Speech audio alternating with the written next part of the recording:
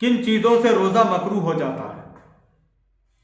तो देखिए, झूठ बोलने से रोजा मकरूह हो जाता है,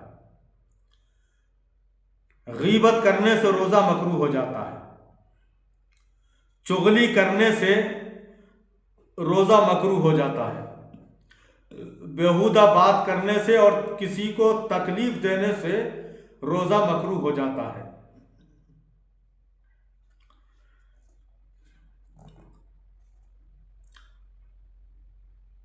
क्या रोजे की हालत में खुशबू सूंघना, तेल मालिश करना और सुरमा लगाना मकरूह है? इसका जवाब है नहीं। खुशबू सूंघने से रोजा मकरूह नहीं होता है,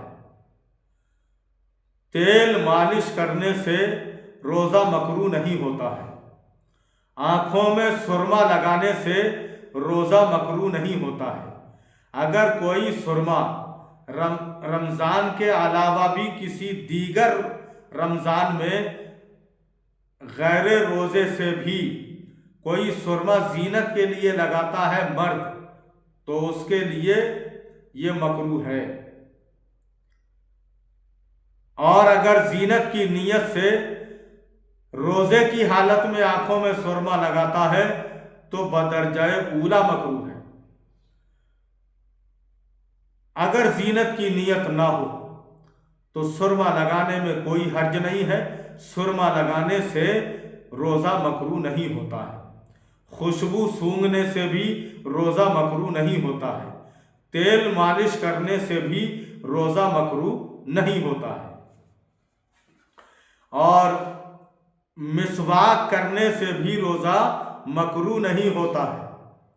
लोग कहते हैं कि मिसवाक करने से रोजा मकरूह हो जाता है, या जवाल से पहले करो तो सही है, जवाल के बाद में करने से रोजा मकरूह हो जाता है। हालांकि ऐसा कुछ भी नहीं है। रोजा मकरूह मिसवाक करने से नहीं होता है। मिसवाक करना सुन्नत है, जिस तरह से गैर रोजादार के लिए सुन्नत है उसी तरह से रोजादार के लिए भी सुन्नत है।